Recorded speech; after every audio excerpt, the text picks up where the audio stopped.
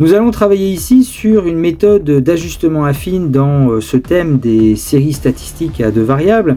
Et avant de vous montrer cette nouvelle méthode, eh bien, je vous invite à regarder déjà la vidéo que je vous mets à l'écran, puisque c'est dans cette vidéo qu'on a vu une première méthode d'ajustement affine. Et donc je vous rappelle tout d'abord le problème posé, à savoir que nous avons vu, suivant les séries statistiques à deux variables qu'on pouvait nous présenter, que lorsque on représente ces séries statistiques dans un repère avec deux axes, eh bien nous avons un nuage de points qui, dans l'exemple que je vous propose ici, laisse penser qu'ils évoluent suivant une certaine droite.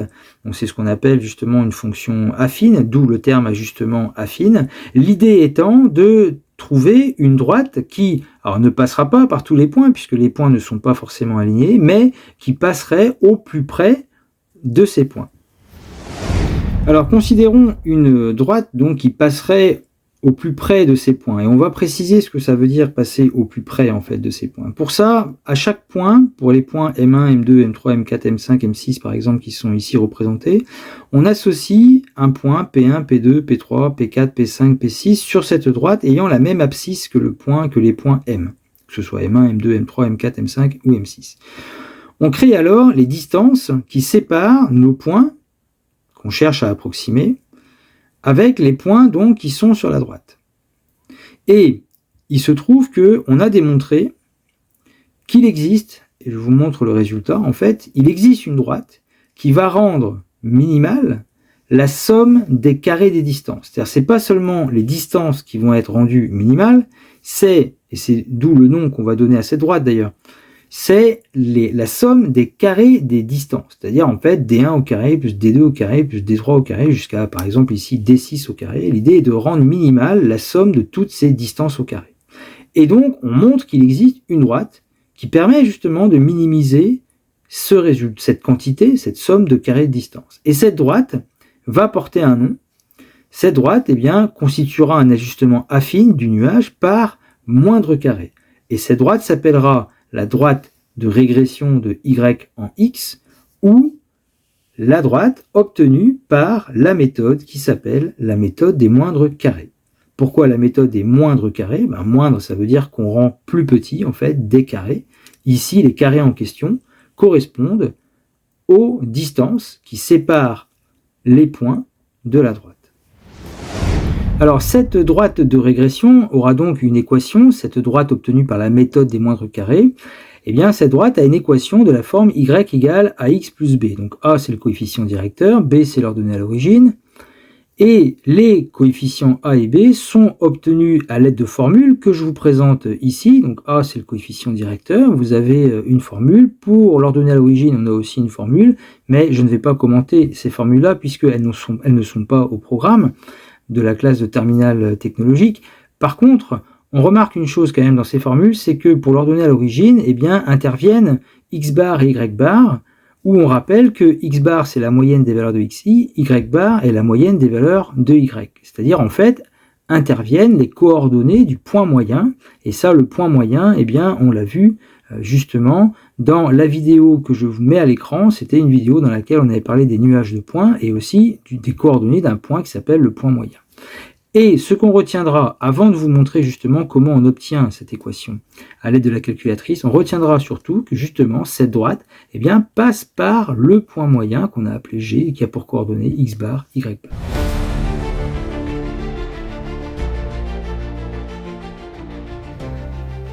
Alors, je vais vous montrer donc comment on obtient cette équation de cette droite obtenue par la méthode des moindres carrés à travers un exemple qui suit en fait tout ce thème. C'était l'exemple de l'épaisseur d'un mur avec sa résistance thermique. On a les données ici dans ce tableau. Alors, pour obtenir l'équation de la droite de régression à l'aide de la calculatrice, certaines calculatrices ont dans leur menu directement un menu qui s'appelle régression et qui fait donc référence à la droite de régression. En cliquant sur ce menu régression, on arrive sur un tableau où on remplit, alors généralement il y a la lettre X qui est donc représentée représentative de la variable qui s'appelle x, ici c'est l'épaisseur, donc on rentre les valeurs 2, 4, 6, 8, 10, 12, 15, 20. Dans la deuxième colonne qui fait référence à y, c'est la deuxième variable, ici c'est la résistance, et une fois que les valeurs sont écrites dans la calculatrice, eh bien, il suffit après d'aller dans le menu, je vous présente ici, il suffit après d'aller dans le menu graphique, et certaines calculatrices vous affichent la droite de régression, vous affichent directement x bar, y bar, ça c'est les coordonnées du point moyen, et ensuite nous affiche les coefficients a et b de l'équation demandée, l'équation de la droite ici, y égale à x plus b, avec a qui vaudra donc environ 0,21 et b qui vaut environ 0,45. Alors, dans d'autres calculatrices, on trouvera dans le menu un menu statistique. Donc, dans le menu statistique, on rentrera dans la première liste en colonne la première variable. Donc ici, il s'agissait de, si je vous remontre le tableau, voilà, ici, donc c'était 2, 4, 6, 8, 10, 12, 15 et 20. Donc on va rentrer dans la première colonne. Dans la deuxième colonne, on mettra donc la deuxième variable, donc avec les valeurs qui étaient dans le tableau. C'est les valeurs que vous avez ici, là, dans le tableau que je vous ai présenté juste avant. Voilà. Et une fois que c'est fait, on appuie sur Exécute. Et si on veut la droite de régression, alors là, après, il faut tâtonner peut-être un petit peu dans le menu. Alors ici, quand j'appuie sur Exécute, je fais apparaître régression linéaire à x plus b. Ouais. Avant, il y avait statistique à une variable, statistique à deux variables, je vais y revenir juste après. Régression linéaire à x plus b. Et là, je vais faire exécuter et on va me présenter donc ax plus b, y égale à x plus b avec le coefficient a 0,21 et le coefficient b 0,45. Maintenant, si je reviens un peu en arrière, justement, je vais vous montrer que les coordonnées x bar, y bar peuvent aussi être obtenues à l'aide de cette calculatrice. Donc dans ce cas, on va demander statistique à deux variables. Voilà, je vais prendre statistique à deux variables. Je vais faire exécuter. Et là, vont apparaître alors, plein de données. Vous avez ici x bar, 9,625. Et un peu plus loin, en descendant, nous avons y bar qui vaut 2,5. Qui sont en fait les valeurs obtenues avec l'autre calculatrice qu'on a vu ici, x bar, y bar. Donc, suivant les calculatrices, on n'a pas les mêmes procédés pour accéder aux résultats. Là, il faut chercher un peu. Je vous en ai montré deux déjà. Après, les autres, on essaye de s'adapter justement au fonctionnement de certaines calculatrices. Donc, l'équation de la droite de régression sera de la forme y égale à x plus b, avec les coefficients a et b obtenus à la calculatrice, comme je vous l'ai présenté juste avant. Donc, on écrira y égale 0,21x plus 0,45. Voilà notre équation de droite. Alors après, on peut justement tracer cette droite dans le repère où nous avons placé le nuage de points. Cette droite donc a pour équation y égale 0,21x plus 0,45. Pour tracer cette droite, plusieurs possibilités. La première serait déjà de placer l'ordonnée à l'origine. Ici, c'est 0,45, donc on le place à l'origine. Voilà le 0,45. Et on a expliqué, vu que cette droite de régression, obtenue par la méthode des moindres carrés, eh bien, passe nécessairement par le point moyen.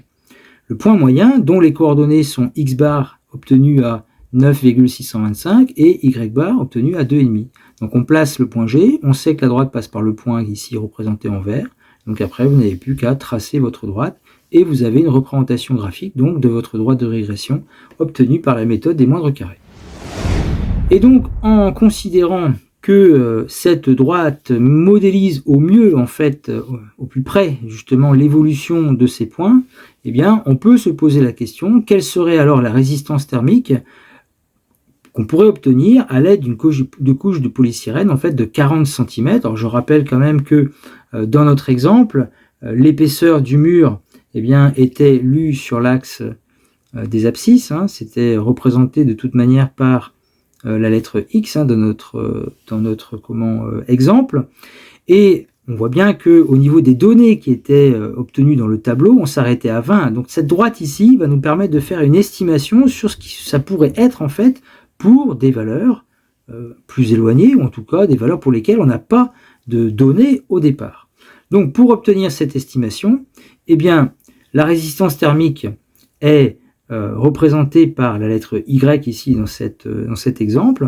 Donc, comme on sait que Y est égal à 0,21x plus on a dit 0,45, et bien maintenant, comme on sait que x est égal à 40 cm, on va pouvoir faire une estimation de la résistance thermique. Et donc, en remplaçant dans cette équation x par 40, puisque cette épaisseur est représentée justement par la lettre x, eh bien, on remplace, ça fait 0,21 fois x, c'est-à-dire fois 40, plus 0,45, et on obtient justement comme résistance thermique 8,85.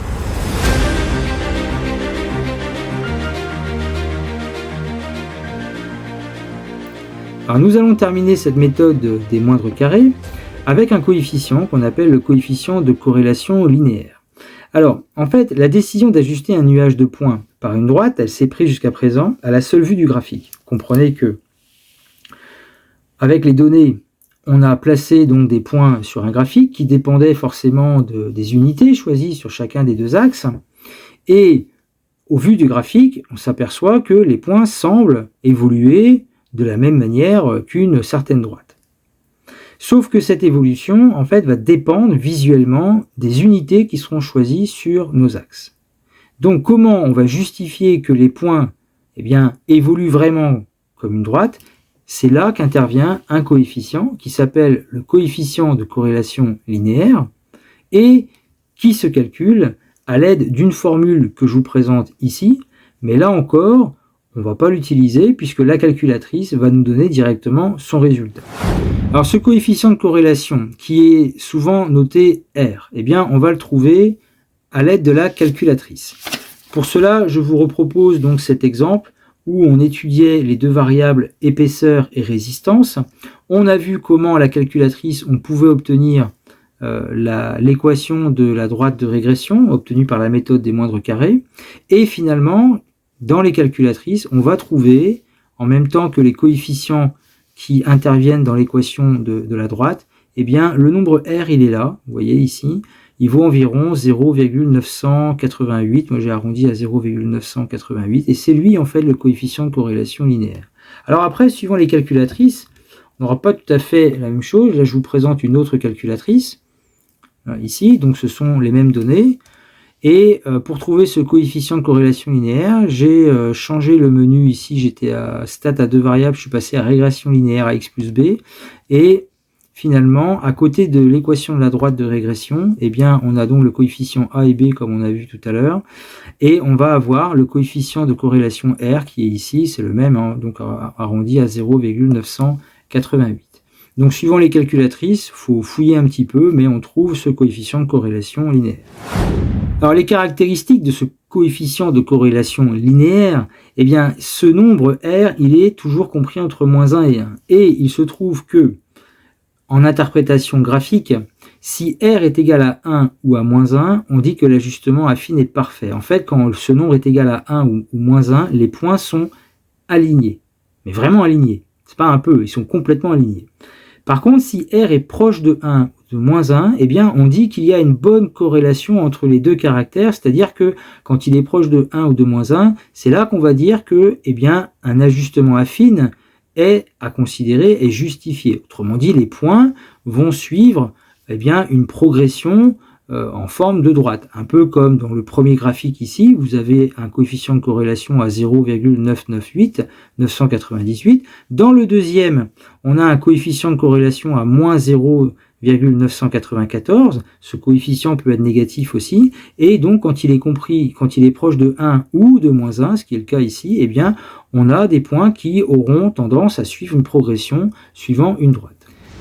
Et par contre, si R est proche de 0, eh bien, comme ici dans l'exemple que vous avez là, ici à droite, eh bien là, l'ajustement affine, c'est-à-dire les points en fait ne suivront pas une progression en forme de droite, et donc on ne pourra pas faire un ajustement affine. Et ainsi, dans l'exemple proposé, eh bien, on a trouvé un coefficient de corrélation linéaire qui est proche de 1. Et c'est ce résultat qui permet de dire, alors, oui, on peut considérer qu'on va faire une estimation de ces points à l'aide d'une droite, où on va ajuster en fait ces points à l'aide d'une droite, ici la droite des moindres carrés.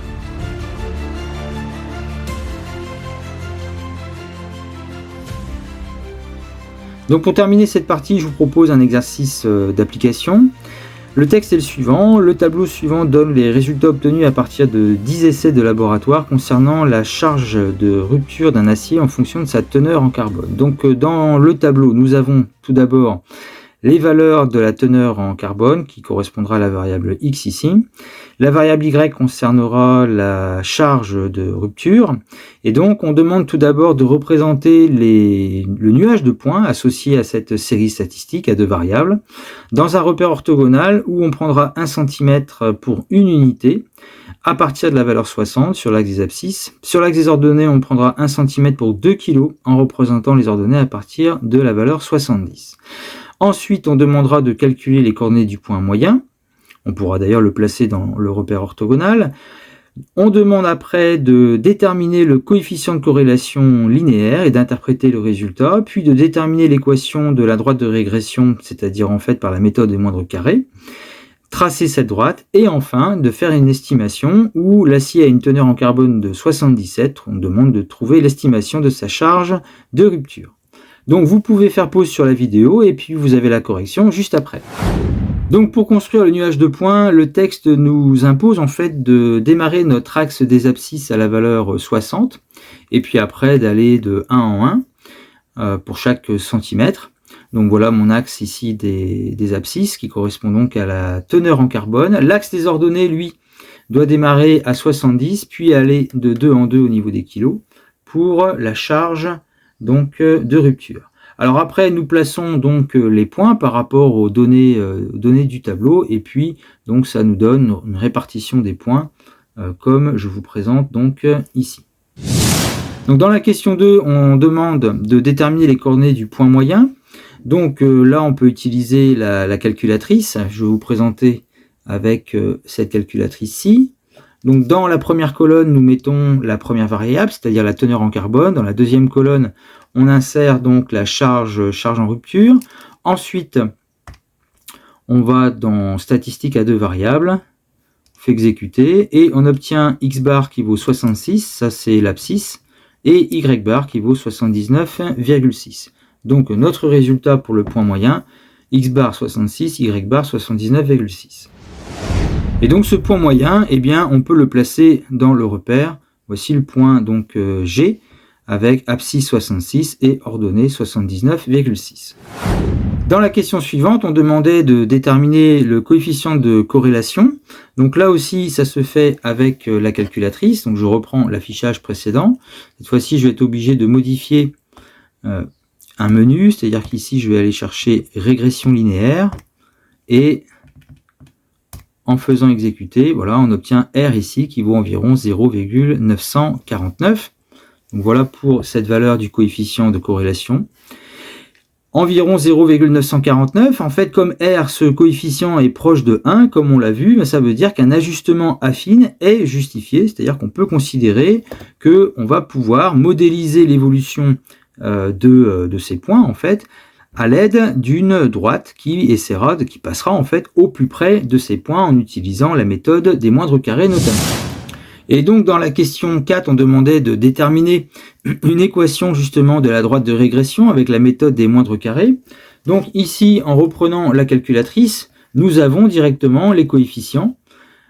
A qui vaut environ 1,68 ou 1,681, puisque dans la question c'était demandé d'arrondir à 10 puissance moins 3, donc 3 chiffres après la virgule. Alors on pourrait mettre aussi 1,682. Ensuite, B est égal à moins 31,4, ce qui va nous donner comme équation de cette droite de régression, Y égale 1,681x moins 31,4 ou Y égale 1,682x moins 31,4. Ça dépend comment on arrondit. Alors ensuite, on nous demande de tracer cette droite. Alors cette droite, justement, déterminée par la méthode des moindres carrés, a la particularité de passer par le point moyen dont on a calculé les coordonnées, donc qui sont 66 et 79,6. Maintenant, il nous faut un deuxième point pour pouvoir tracer notre droite. Alors une technique serait par exemple de prendre le moins 31,4 qu'on appelle aussi l'ordonnée à l'origine et de placer ce moins 31,4 sur l'axe des ordonnées. Mais notre souci, c'est que au niveau de l'abscisse, on commence pas à 0. Je m'explique. Quand on parle de l'ordonnée à l'origine, eh bien, c'est l'ordonnée obtenue quand on remplace le x par 0. D'ailleurs, quand on remplace le x par 0, 1,681 fois 0, ça fait 0, on obtient bien une ordonnée à moins 31,4. Oui, mais dans le graphique que nous avons, notre abscisse commence à 60. En fait, l'abscisse 0 est sur la gauche, mais on ne l'a pas construit. Donc, une autre technique va être, pour trouver un deuxième point, eh bien, d'en construire un. Et pour ça, on choisit une abscisse quelconque. Donc là, par exemple, j'ai pris 62, x égale 62, et je vais calculer l'ordonnée d'un point de cette droite qui aurait pour abscisse 62 en remplaçant le x par 62. Donc y est égal à 1,681 fois 62 moins 31,4, on obtient environ 73, ce qui nous donne un point A de coordonnées 62, 73, que j'ai placé sur le graphique, ici. Le point A ici, donc 62 et 73 en ordonnée, et notre droite, donc qui passe par le point A et par le point moyen, le point G. Alors après, on aurait pu choisir au niveau de l'abscisse, moi j'ai choisi 62, on pouvait prendre 64, 65, ce qu'on veut, on aurait calculé l'ordonnée, on aurait obtenu un autre point qui aurait été aussi sur cette droite. Et pour la dernière question, on demandait donc de faire une estimation de la charge de rupture pour une teneur en carbone de 77. Je vous remontre ici la question. Un acier a une teneur en carbone de 77, donner une estimation de sa charge de rupture. Donc on connaît x, puisque la teneur en carbone est représentée par la variable x. X est égal à 77, on remplace x par 77 dans l'équation. Y est égal à 1,680 fois 77 moins 31,4, ce qui fait environ 98. Voilà une estimation de la charge de rupture dans ce contexte.